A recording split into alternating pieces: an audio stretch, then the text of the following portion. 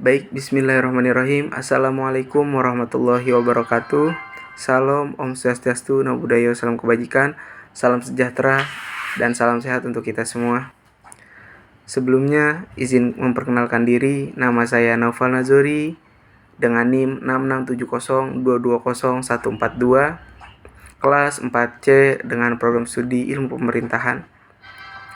Sehubungan dengan tujuan dibuatnya video ini sebagai tugas ujian tengah semester mata kuliah perbandingan politik dan pemerintahan.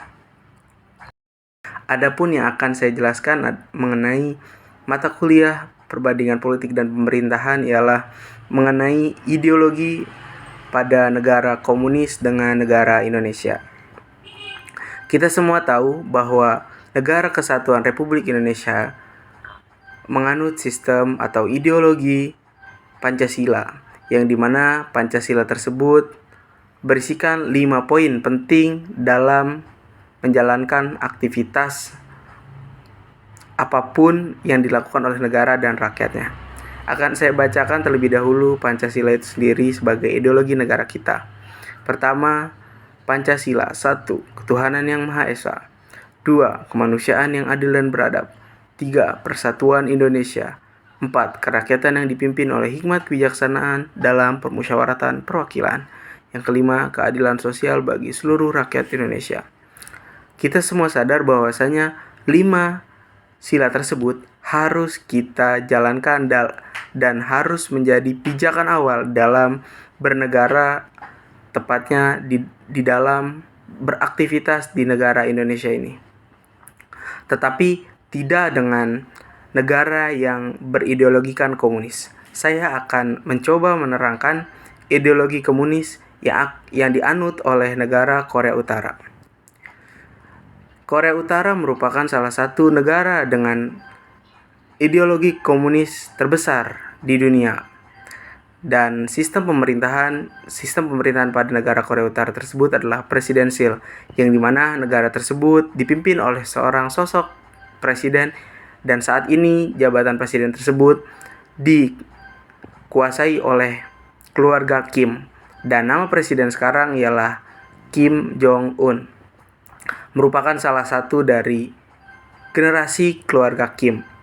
Memang negara Korea Utara sebagai negara yang menganut sistem ideologi komunis, mereka setiap aktivitas dari rakyat itu dibatasi atau diintervensi oleh pemerintah. Dan negara komunis yang sangat terintervensi sekali dari rakyatnya adalah masalah ekonomi, di mana negara komunis selalu menjalankan ekonomi yang rata bagi seluruh kalangan rakyat di negara yang menganut ideologi komunis tersebut. Dan itu pun sangat diterapkan di negara Korea Utara. Kita bisa bayangkan setiap tindak tanduk kita itu diatur oleh negara.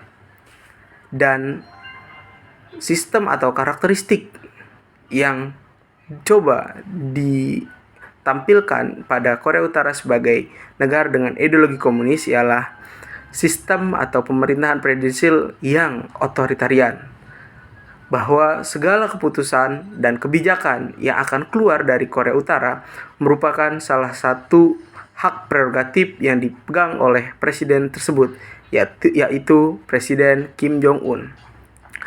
Kim Jong-un lah yang menjadi presiden dan yang berhak mengatur segala urusan kenegaraan dan kebijakan yang akan dilimpahkan kepada rakyatnya. Dan tidak hanya itu, yang menjabat sebagai pimpinan-pimpinan pada negara tersebut juga merupakan orang-orang dari keturunan atau generasi Kim.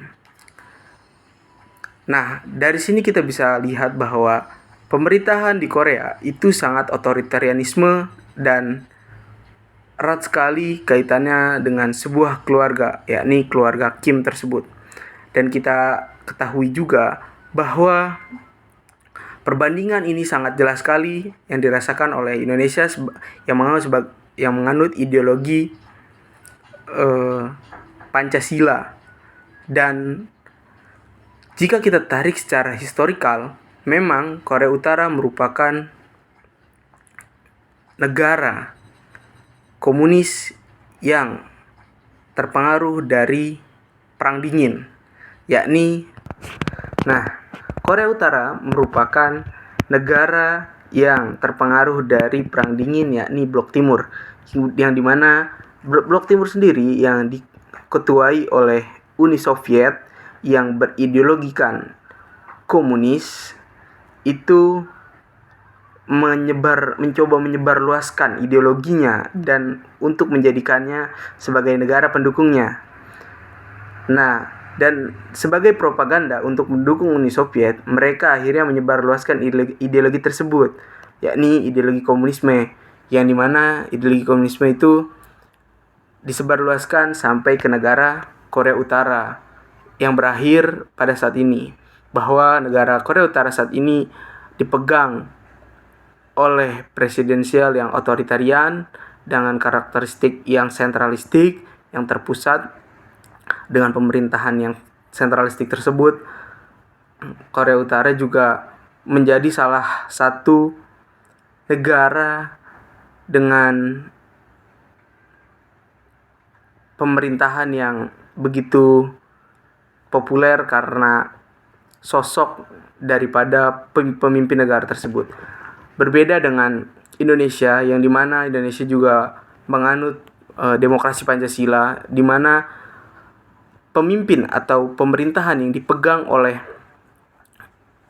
presiden kita di Indonesia itu berbeda sekali dengan Korea Utara. Jika Korea Utara otoritarianisme atau semua kebijakan dan keputusan dipegang oleh pimpinan negara, ini sangat berbeda dengan pemerintahan Indonesia. Di Indonesia sekarang berubah dari yang sebelumnya pemerintahan sentralistik menjadi desentralistik. Mengapa? Karena di Indonesia sejak zaman 1999 itu ada sebuah undang-undang yang mewajibkan setiap wilayah memiliki otonomi daerah, atau dalam sebuah negara, wilayah-wilayah yang ada di Indonesia itu diwajibkan mempunyai sebuah bisa mengatur anggaran serta kreativitasnya masing-masing. Maka disebutlah desentralisasi. Berbeda dengan Korea Utara dengan budaya yang sentralistik atau terpusatnya dan tidak boleh sama sekali diintervensi ataupun ditolak oleh warganya, karena kebijakan sebuah pemerintah pada saat itu sudah mutlak, tidak lagi bisa diganggu gugat.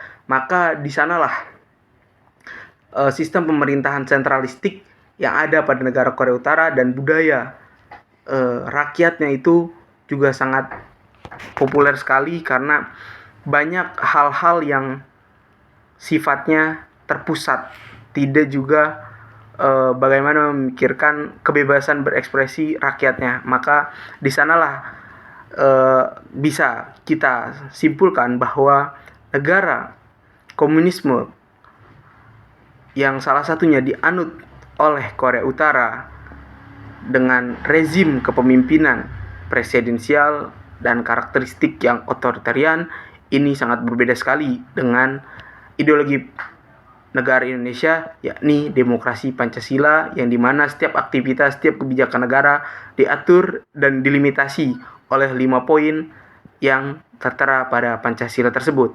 Sehingga ini menjadi hal kajian yang cukup menarik bagi kita sebagai mahasiswa ilmu pemerintahan, bagaimana setiap karakteristik dari negara-negara komunisme dan demokrasi, khususnya demokrasi Pancasila di Indonesia, di mata kuliah perbandingan politik dan pemerintahan.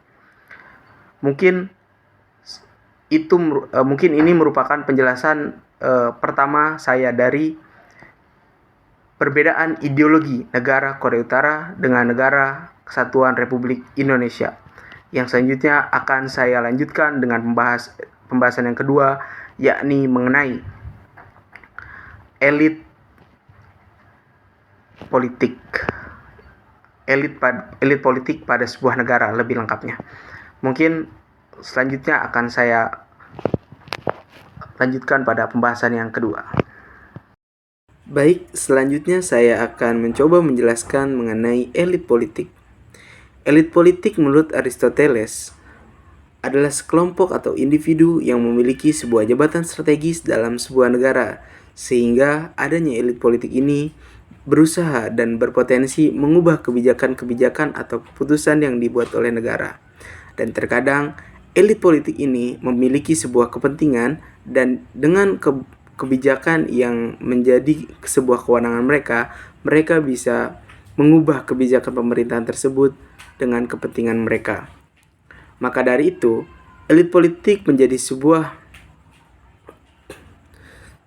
orang-orang yang memiliki potensi besar dalam terselenggaranya kebijakan-kebijakan yang ada dalam sebuah negara. Baik, menjadi sebuah elit politik itu tidak mudah dan tidak instan dalam sebuah prosesnya, karena elit politik merupakan sebuah orang-orang yang bertugas dan memiliki kewenangan dalam sebuah negara untuk menyetujui dan mengeluarkan sebuah kebijakan.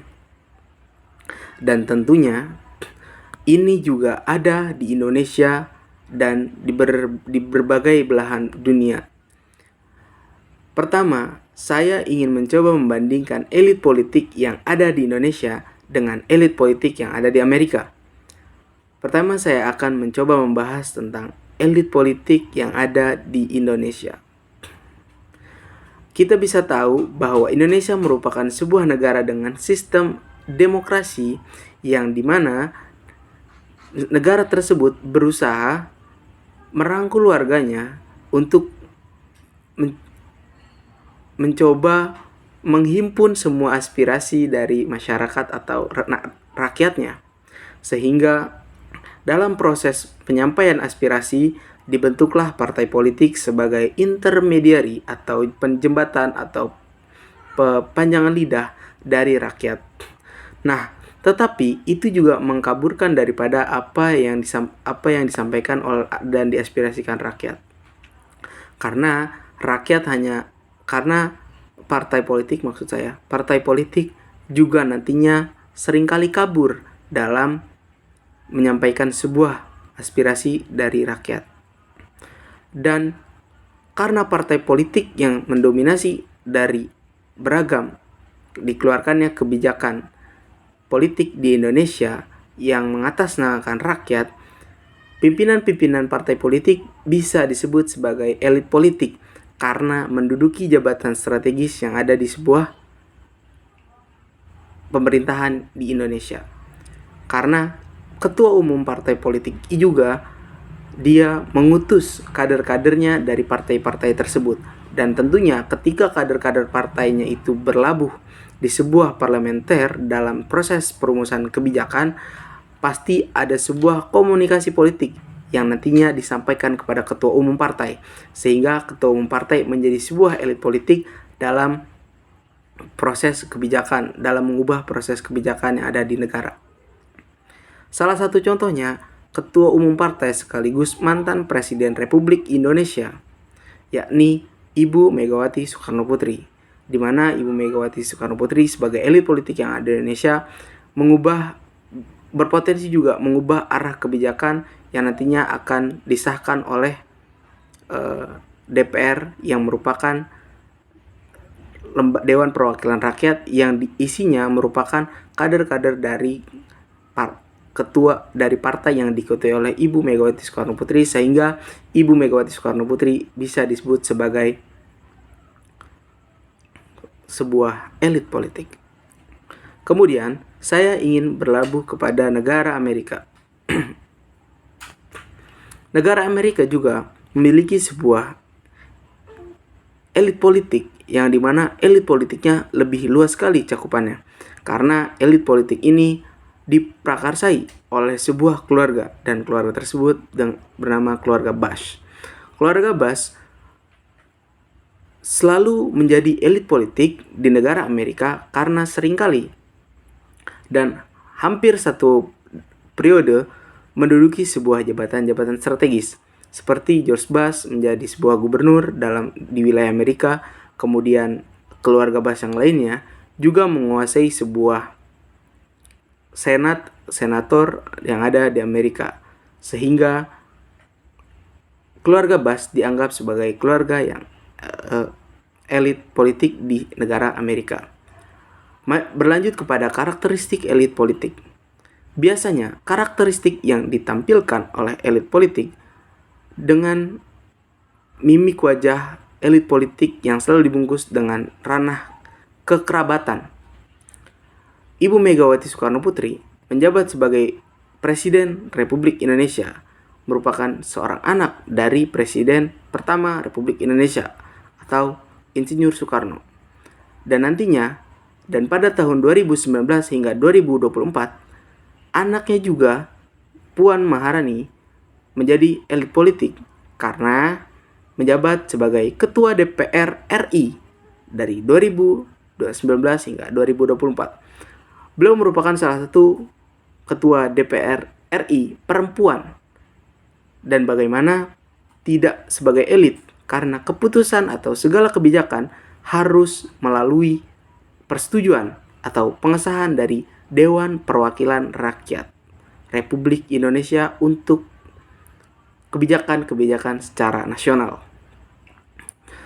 Dan kemudian ini juga berdampak dan ini juga memiliki sebuah korelasi dari keluarga Bush, yang dimana mereka adalah sebuah kekerabatan yang menduduki sebuah jabatan-jabatan strategis yang ada di Amerika, sehingga karakteristik dari elit politik ini merupakan sebuah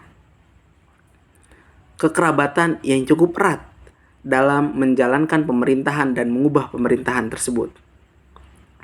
Elit politik juga dikenal sebagai orang-orang atau individu yang memiliki potensi besar dalam masyarakat halayak ramai atau masyarakat luas. Baik, sudahlah kita di penghujung video penjelasan mata kuliah perbandingan politik dan pemerintahan. Pertama, kita membahas soal perbandingan ideologi dari dua negara, yakni Indonesia dengan Korea Utara. Kita tahu bahwa Indonesia menganut ideologi demokrasi Pancasila, yang dimana negara dan rakyatnya harus selalu konsisten dalam melakukan sebuah aktivitas yang menjadi acuannya adalah Pancasila itu sendiri, yang terdiri dari 5 poin atau 5 nilai dalam Pancasila tersebut dalam aktivitas berdemokrasi. Yang pertama adalah ketuhanan yang Maha Esa, yang kedua adalah kemanusiaan yang adil dan beradab, yang ketiga persatuan Indonesia, yang keempat adalah kerakyatan yang dipimpin oleh hikmat kebijaksanaan dalam pemusyawaratan perwakilan, dan yang kelima adalah keadilan sosial bagi seluruh rakyat Indonesia. Demikian ideologi demokrasi Pancasila yang menjadi sebuah tarak ukur dalam aktivitas bernegara yang dilakukan oleh para pemimpin negara tersebut dan masyarakat yang ada di Indonesia. Yang kedua adalah Korea Utara sebagai negara berideologi komunis, yang dimana negara sangat turut ikut andil dalam hal ekonomi dan semacamnya. Tentunya ini menjadi sebuah intervensi terbesar negara kepada rakyatnya, sehingga rakyatnya menjadi sebuah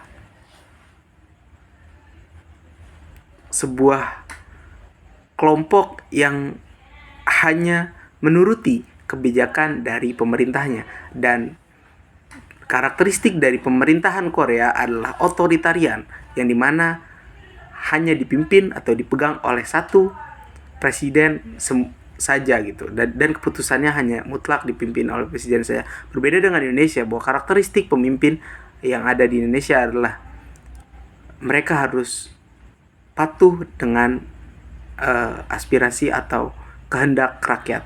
Dan yang kedua adalah mengenai elit politik. Pertama, elit politik di Indonesia itu ialah ketua umum partai yang dimana mereka bisa mempengaruhi jalannya demokrasi yang ada di sebuah negara atau kebijakan pemerintahan yang ada di sebuah negara. Mereka juga menjadi sebuah patokan atau ukuran khusus yang dimana mereka memiliki sebuah jabatan yang sangat strategis di negara Indonesia.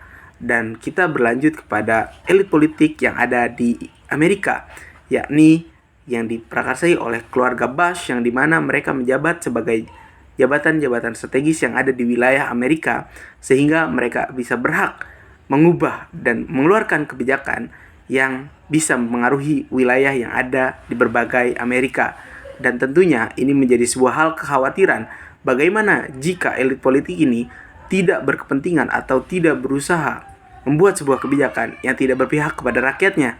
Dan ini menjadi tugas kita semua sebagai warga negara, harus terus mengawal kesejahteraan dan keberlangsungan hidup serta aktivitas masyarakat yang ada di negara sendiri. Cukup sekian dari saya, kurang lebihnya mohon maaf. Wabillahi taufiq wal hidayah. Wassalamualaikum warahmatullahi wabarakatuh. Amin. Sampai jumpa kembali di penjelasan berikutnya. Terima kasih.